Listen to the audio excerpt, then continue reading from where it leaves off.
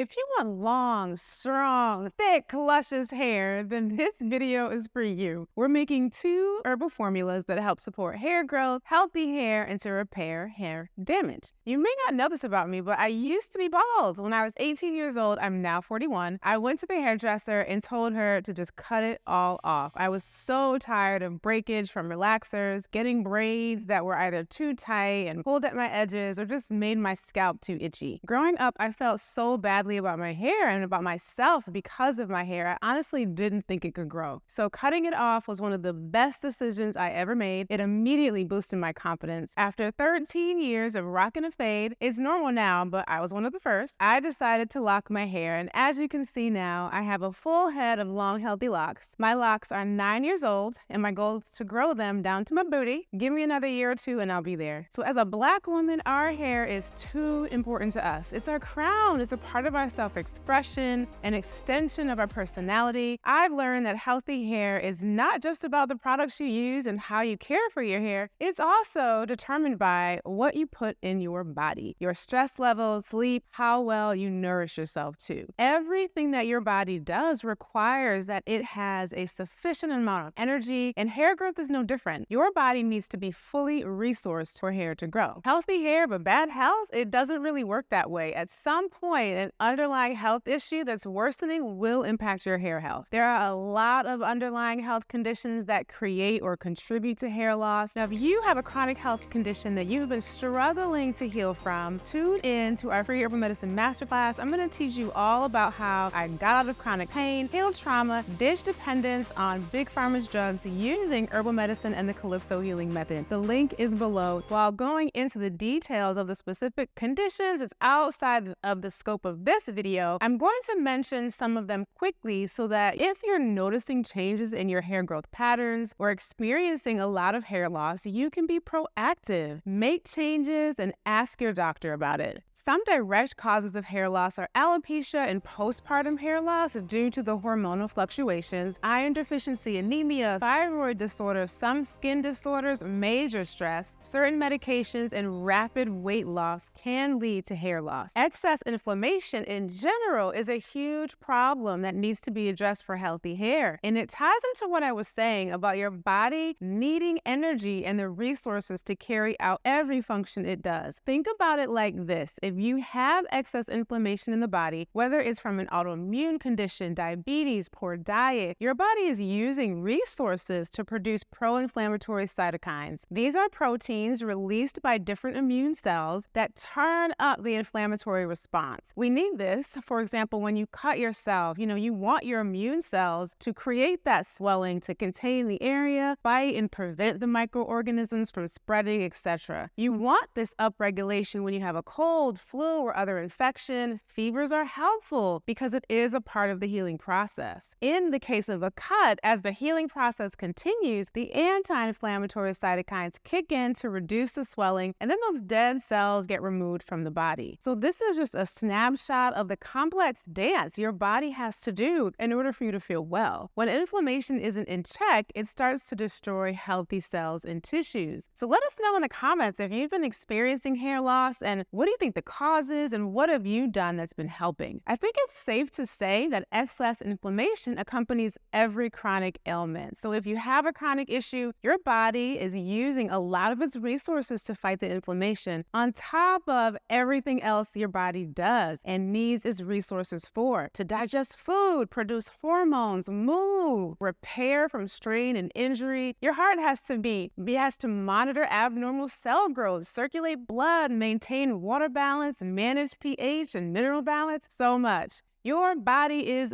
busy, and if there is a disease process that's requiring a lot of its attention, then growing hair may fall to the wayside. It becomes less important because the body has the intelligence to prioritize what needs more or less of its attention. So if you're taking good care of your hair externally, think about the internal factors that may contribute to undesirable changes and address those too. Now let's make 2 herbal recipes. One is an infusion blend to drink, and the other is also a water-based infusion that you can use as a conditioning rinse. Specifically for the hair, this herbal infusion supports scalp health, hair strength, and hair growth. It contains vitamins and minerals like silica, iron, B vitamins, and more that are necessary for hair growth. You can drink this tea blend daily and know that you are supporting your hair health from the inside out. And you're supporting your whole body because herbs are multifaceted, all of them. They all have many therapeutic benefits. This particular blend will also help the musculoskeletal system, the urinary system, and the respiratory system. Your overall health will improve with this blend. This recipe calls for 1 teaspoon of horsetail, 1 teaspoon of oat straw, 1 teaspoon of singing nettle leaf, 1 teaspoon of rosemary, 1 teaspoon of marshmallow root, and 1/4 of a teaspoon of ginger, steeped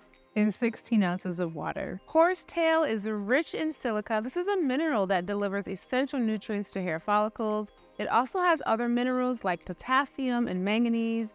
Because of its high mineral content, it is an excellent herb for nourishing the hair, helping to strengthen hair, prevent breakage, which helps retain hair length.